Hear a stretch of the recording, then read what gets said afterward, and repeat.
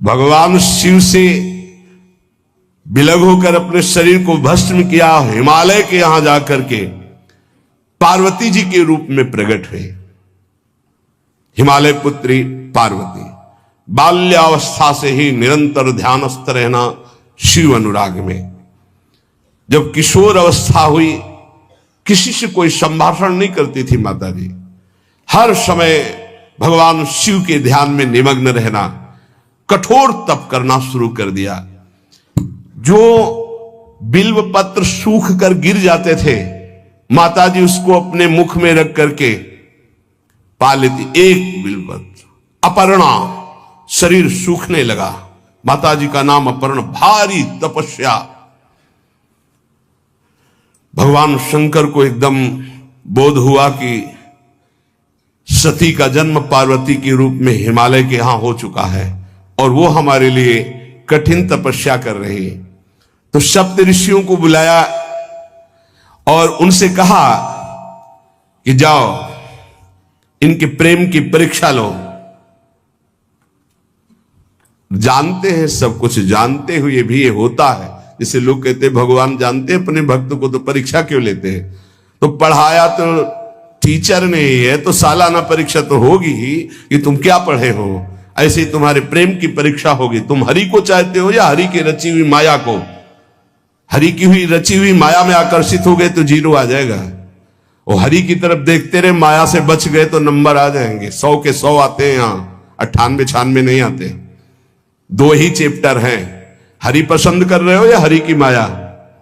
हर भक्त के सामने आता है तो प्रायः लड्डू ही खाने को मिलता है। बचता वही है जो मामे हुए प्रपद्यंते माया में ताम तरंती थे, केवल हरि। पार्वती पहि जाई तुम प्रेम परीक्षा लेहु, गिरिहि पेरि पठयहु भवन दूरी करेहु संदेहु। हे सप्तऋषियों, जाओ हमारी आज्ञा है, पार्वती की प्रेम की परीक्षा लो। यदि पास हो जाएं तो उनको तपस्या से निवृत्त करो। बोलो महादेव जी प्राप्त हो जाएंगे। जाओ भवन को चली जाओ, तपस्या की आवश्यकता नहीं।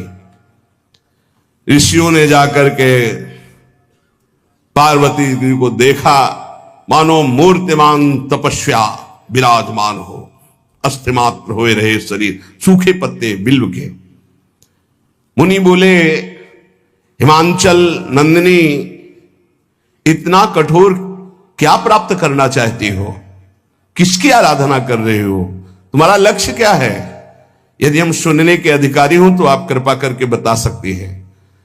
पार्वती जी ने कहा, मन बड़ा सकुचाता है आपसे ये बताने में।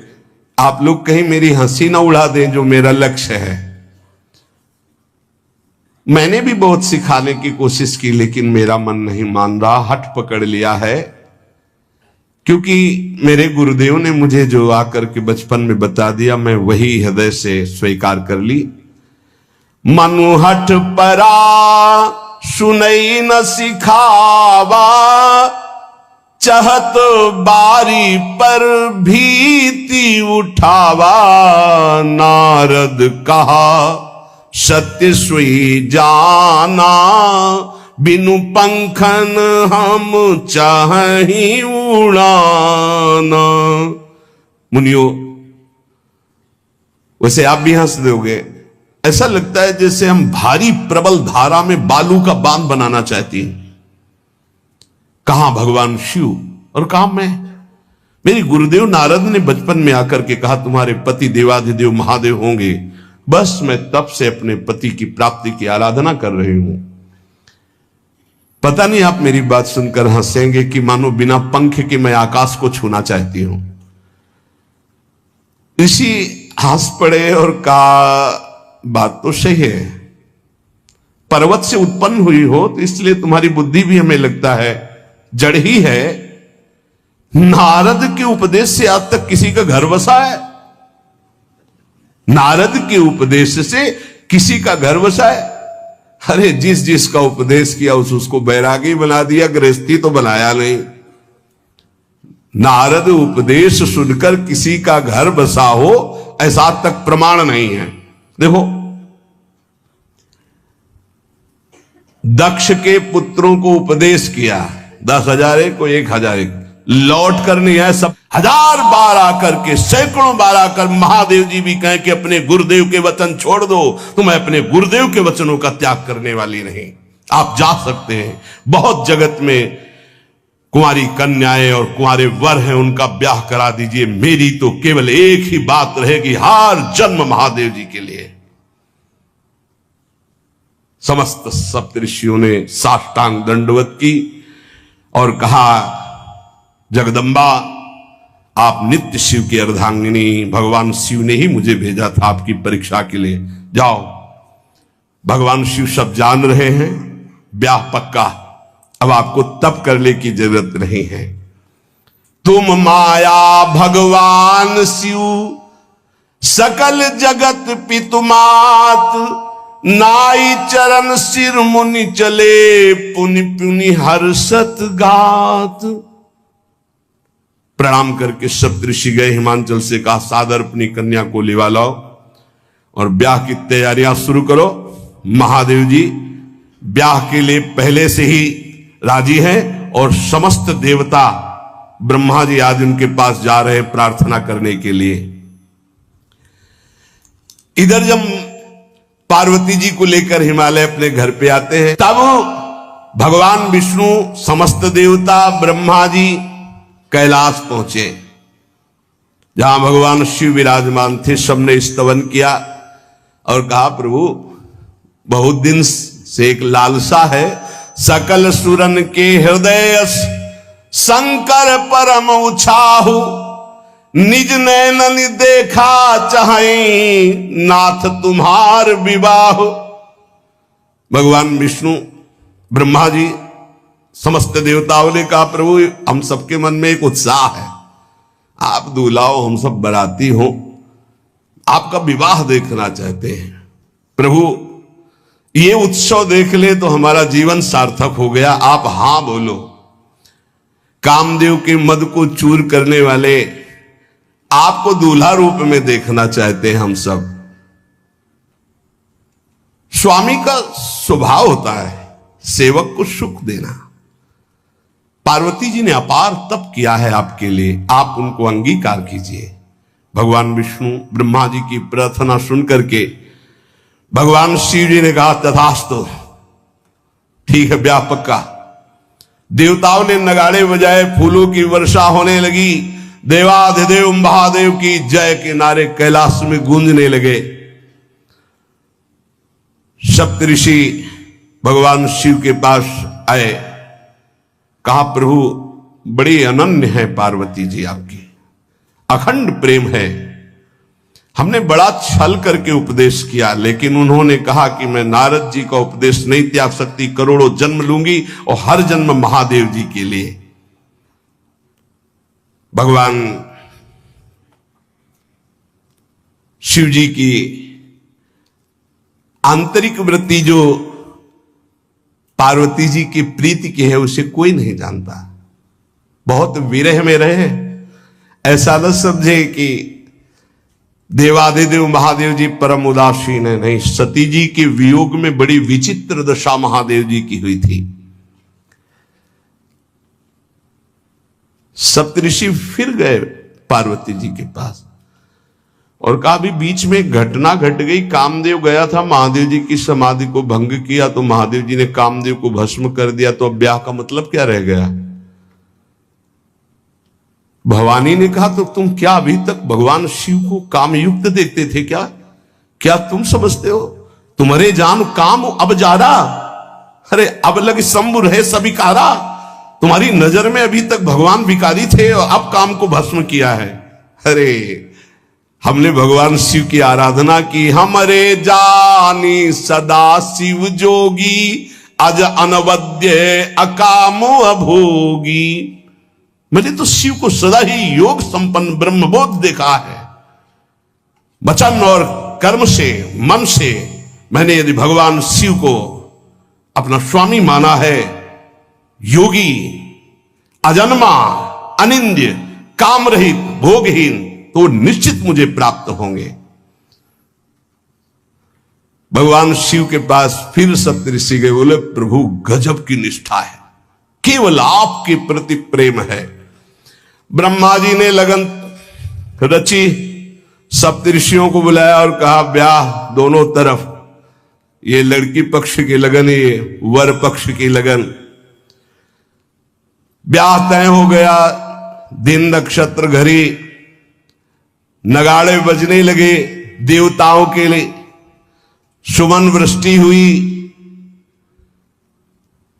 ब्रह्मा जी ने सबको बुलाया, हिमालय ने सबको निमंत्रण दिया, बड़े बड़े पर्वत भेंट लेके आ रहे हैं, बड़े बड़े रसनिधि समुद्र भेंट लेकर के आ रहे हैं। वहां भोजन पान के लिए हिमालय के पास कोई कमी थोड़ी थी, रस की नदियां बह रही थी, विविध प्रकार के रस, विविध प्रकार के फल, विविध प्रकार के भोग वहां सब व्यवस्थित किए जा रहे हैं। ब्रह्मा जी ने कहा देखो, सबसे पहले नारायण की समाज रहेगी, दूल्हे की नहीं रहेगी, नहीं तो गाली ही पड़ेगी। हिमालय के यहां प्रवेश पाने के लिए बरातियों में सबसे पहले नारायण, फिर देवराज इंद्र का परिकर, वायु देवता, अग्नि देवता, सब देव, सबसे पीछे दूल्हा की बारात। बात तय हो गई, ऐसे ऐसे सब लगे संवारन सकल सुर, वाहन विविध विमान, हो ही सगुन मंगल सुबद, करही अप्सरा गान। सब अपने अपने वैभव संपन्न सब तैयार हो रहे हैं। बोले महाराज दूल्हे को तैयार किया जाए। शिव ही शंभुगन करही सिंगारा, जटा मुकुट अहि मोर संवारा, कुंडल कंकन पहिरे ब्याला, तन विभूति पट के हरि छाला, शशि ललाट सुंदर सिर गंगा, नयन तीन उपवीत भुजंगा, गरल कंठ उर नर सिर माला, अशिव वेश शिव धाम कृपाला, कर त्रिशूल अरुडमरु विराजा, चले बसहा चढ़ी बाजही बाजा, देखी शिवही सूरत्रिय मुस्काही, बरलायक दुल्हनी जग नाही। दूल्हे की तैयारी हो रही भाई, चिता की भस्म, चिता की भस्म, जिसे पाउडर ले गए, पहले चिता की भस्म लगाई गई, अब जटाएं बांधी गई। जटा ऐसे त्रिभुवन का विनाश जब करना होता, जटा खोलकर जब तांडव करते तो कोई नहीं बचता। जटा कटा संभ्रमम भ्रमण निलंप निर्झरी, बिलोलवी चिवल्लरी विराजमान मूर्धनि, धगत धगत धगत जो ललाट पट्ट पावके। तीसरा नेत्र मानव विश्व का विनाश करने के लिए उसे पटबंद किए हुए विशाल जटाएं। जटा का तो मुकुट सवारा गया, अब जटा बंद है का ऐसे सांप, ये मुकुट सांप, और कुंडल करिया और भूरी भी थी। हाँ, सोने चांदी के लिए डंक मार दे तो बेहोश हो जाओ ऐसे। पहिरे ब्याला, बाजूबंद छोटे फण वाले, है कोई पनिहा कोई दुमहा ऐसे, और ऐसे जनेऊ वासुकी नाग, गले के माला भगवान का विभूत, ऐसा स्वरूप है, और शेर की छाल नीचे, शशि ललाट, द्वितीया का चंद्र, शशि ललाट, ये मुकुट द्वितीय का चंद्रमा, सुंदर सिर गंगा, भगवती गंगा फवारे ले उठते जटा के बीच से गंगा जी। नयन 3, माथे वाला बंद है, 2 खुले हैं। उपवीत भुजंगा, जनेऊ वासुकी नाग। गरल कंठ, नीलकंठ विष यहां रोके हुए, और मुंडों की माला, हाथ में त्रिशूल, डमरू बंधा हुआ, नंदकेश्वर पे सवार। बोले ऐसे दूल्हा के लिए दुल्हन तो त्रिभुवन में नहीं मिलेगी, ऐसा दूल्हा दुल्हन का मिलेगी। अच्छा, दूल्हा सज गया, ब्रह्मा जी ने देखा, बोले महाराज आगे आपकी सवारी। नारायण भगवान उनके चतुर्भुज पार्षद, शोभा सुगंध सौरभ, आगे गरुड़ पे सवार, पीछे हंस पे सवार ब्रह्मा जी अपना परिकर, देवराज इंद्र, भगवान विष्णु जी दूल्हे की तरफ देखे, बोले महाराज विष्णु कहा अस बिहस तब बोल सकल दिशराज, बिलग बिलग होई चलो सब निज निज सहित समाज। कोई भी दूल्हे के पास मत फटको, पीछे रहने दो, सब अलग अलग समाज चलो, नहीं पानी नहीं मिलेगा हिमालय के अगर आगे ये हुई तो। अब तो वर अनुहारी बरात न भाई, हंसी करहियों पर पुरजाई। नारायण ने कहा कि दूल्हा के अनुरूप ही हम सब बराती नहीं भैया, दूल्हा सबसे पीछे, सब बराती क्रम से पहले हम, फिर ब्रह्मा जी, फिर देवराज इंद्र, ऐसे सब। भगवान शिव ने कहा तुम अपने पार्षद सब लिए हो, तो हम बुलाते हैं। श्रृंगी निकाली, जे ही बजाया तो भगवान शिव के पार्षद आ गए। शिव अनुशासन सुनि सब आए, प्रभुपद जलज शीस तिल जय हो महाराज की आज्ञा करो। अरे बोले विवाह हमारा बहुत दिलों से आओ। घुचप्पा जैसे देखो ना, अगिया बैताल। हाँ अब कैसे शिव के बराती हैं, जरा ये आगे पार्टी तो निकल गई बंदनी।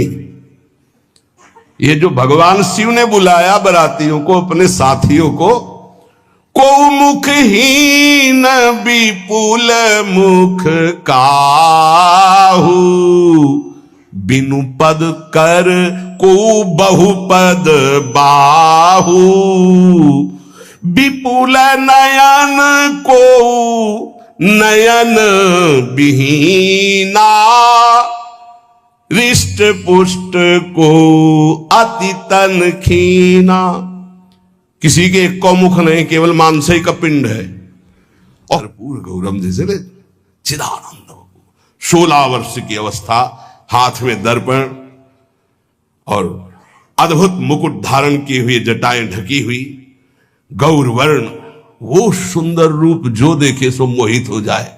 ध्याये नित्यम महेशम रजति किरणिभम चारु चंद्रावतन सम।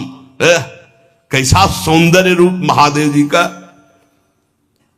चलो अब जो जेवनार के लिए सब शुभ नौवधुएं सब, मैना जी को बुलाया, देखो दूल्हा आ रहे हैं, एक एक कदम ऐसे चल रहे, संभाल संभाल के जैसे चलना सीख रहे हो। तांडव करने वाले चरण है, पर नारद जी ने को अब नहीं। नौ किशोर अवस्था, हाथ में दर्पण, वो सुंदर रूप भगवान शिव का,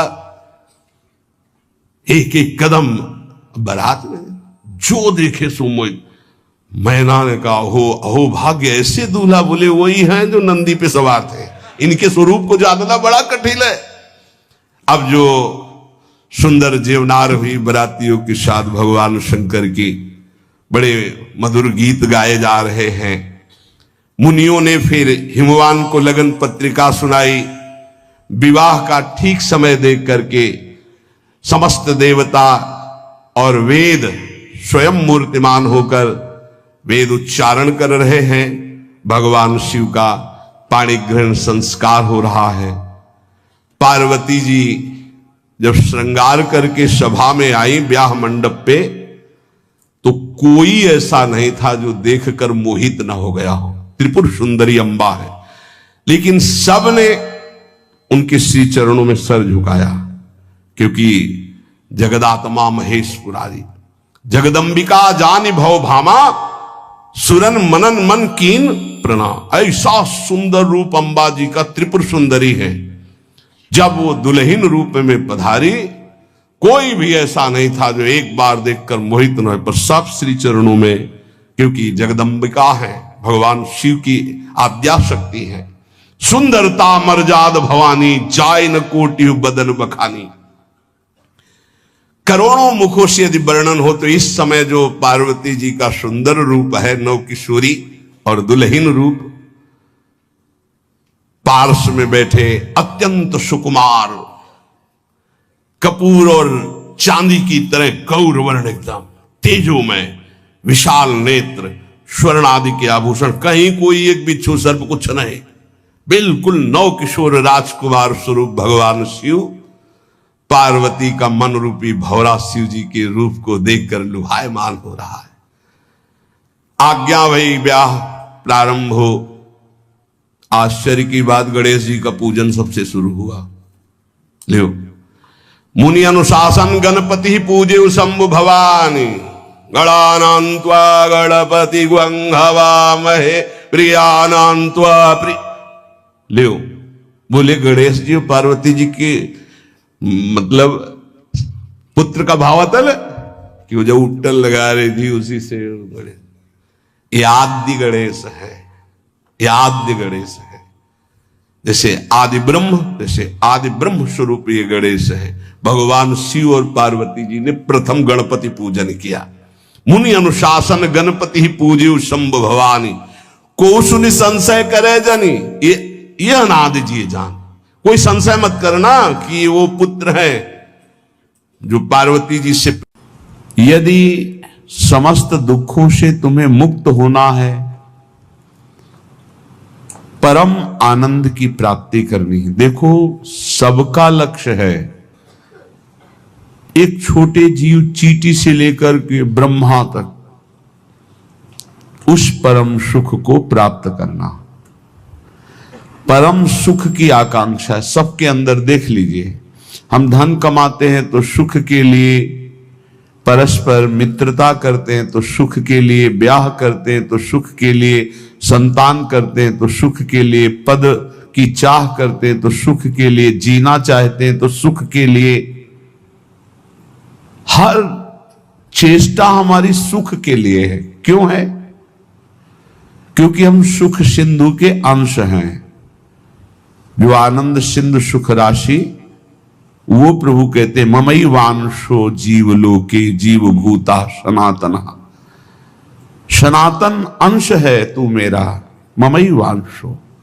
सुख सिंधु का अंश होने के कारण हमारे अंदर की मांग सुख है। पर जहां दुखालय भगवान ने पहले घोषित कर दिया इस संसार को, दुखालयम अशाश्वतम, यहां सब कुछ नष्ट होने वाला है। आज नहीं तो कल, कल नहीं तो परसों, चाहे जितने बीते बरस, पर नाश होगा पक्का। यहां कोई स्थायी चीज नहीं है। अशाश्वतम और दुखालयम, कुछ भी इकट्ठा कर लो, कुछ भी भोग लो, सुखानुभूति नहीं होगी। सुख कहते हैं जो स्व से प्राप्त होता है, दुख कहते हैं जो पर से प्राप्त होता है। पर से प्राप्त करने की सुख लालसा ही हमें दुख में फंसाती जा रही है। स्व स्वरूप है, पर सब कुछ है। स्वरूप के सिवा सब कुछ पर है। उमा कहो मैं अनुभव अपना, सत हरि भजन जगत सब सपना। ये स्वाप्निक सुख दुख ही है, जिसे हम सुख समझते हैं। ये सुख नहीं, ये सुख की छाया है, समझ पड़ती नहीं। ये गिरधर की माया है। ये ऐसी माया है, ऐसा लगता है इसको भोग लिया तो सुख नहीं मिला, इसको भोगें तो शायद सुख मिलेगा। इसको चख लिया, अब इसको चखे, इसको देख लिया, अब ऐसे भागता रहता है मन इंद्रियों के साथ। सबकी चाह सुख है, पर ये चाह की पूर्ति जगत में नहीं होने वाली, ये प्रभु में ही होगी। चाहे जितना भटक लो, जब तुम्हें विपत्ति, दुख और अशांति लगे तब भगवान की शरण में आ जाना। देखना कैसी तुम्हें शांति मिलती है, कैसे तुम्हारा हृदय आनंदित होता है, क्योंकि हम आनंद सिंधु के बच्चा हैं। हम जब अपने घर लौटेंगे तभी सुख मिलेगा। आनंद सिंधु प्रभु के नाम रूप गुण लीला के सिवा कहीं किसी को सुखानुभूति कभी ना हुई है, ना है, ना होगी। इसलिए श्रीपाद प्रबोधानंद जी महाराज कहते, नस्वर श्रुत धन जाया दिशु हरि माया मयेषु न प्रयासम कुरु पुरुषार्थ शिरोमणि माचिनु वृंदावने स्वयं पतितम। हे भाई, यदि तुम पुत्र में आसक्त होते हो, पत्नी में आसक्त होते हो, धन में आसक्त होते हो, मकान में आसक्त होते हो, मित्रों में आसक्त होते हो, तो तुम्हें रोना पड़ेगा, तुम्हें दुखी होना पड़ेगा, क्योंकि ये संबंध और ये शरीर सब नाशवान है। नश्वर सुत धन जायादिषु हरि माया मयेषु, यही हरि माया है। हरि और माया, हरि अंतर में चुपचाप मौन शांत गुप्त बैठे हैं, और माया प्रगट में चंचल दिखाई दे रही। ये जो शरीर, ये जो इंद्रियां, जो मन, जो स्वभाव, ये सब मायाकृत है। जो मैं है वो हरि का अंश है, वो हरि स्वरूप है, वो माया में नहीं है, वो मायातीत है, त्रिगुणातीत है। इस मैं को शरीर में तन्मय कर देने से शरीर संबंधी भोग प्राण प्रिय लगने लगे। भोग मिलते हैं धन से, इसलिए धन प्राण प्रिय लगने लगा। धन और भोग और शरीर संबंधी रिश्ते संबंध, यही भगवान की माया ने हमको फंसा लिया। आप सब देख लीजिए कितना हृदय अशांत है सबका। तुम्हें लगता है अमुक संख्या का धन मिल जाए, अमुक व्यवस्था हो जाए तो मैं शांत हो जाऊंगा। सही मानिए, आप जितना अंक सोचते हैं उतने से ज्यादा किसी के पास धन है, उससे ज्यादा व्यवस्था है, पर वो भी अशांत है। आ ब्रह्म स्तंभ पर्यंतम सर्वम मायामयम जगत, तिनके से लेके ब्रह्मलोक तक सब मायामय है। सत्यम सत्यम पुनः सत्यम हरिन नामैव केवलम। धन्य है जो सत्य सत्य पुनः सत्य हरिनाम में अपनी रसेंद्री को लगा दिया, वाकेंद्री को लगा दिया। नाम जपते हुए उसी का रसास्वादन कर रहे हैं हर समय। राधा राधा राधा, हरि हरि हरि, कृष्ण कृष्ण कृष्ण।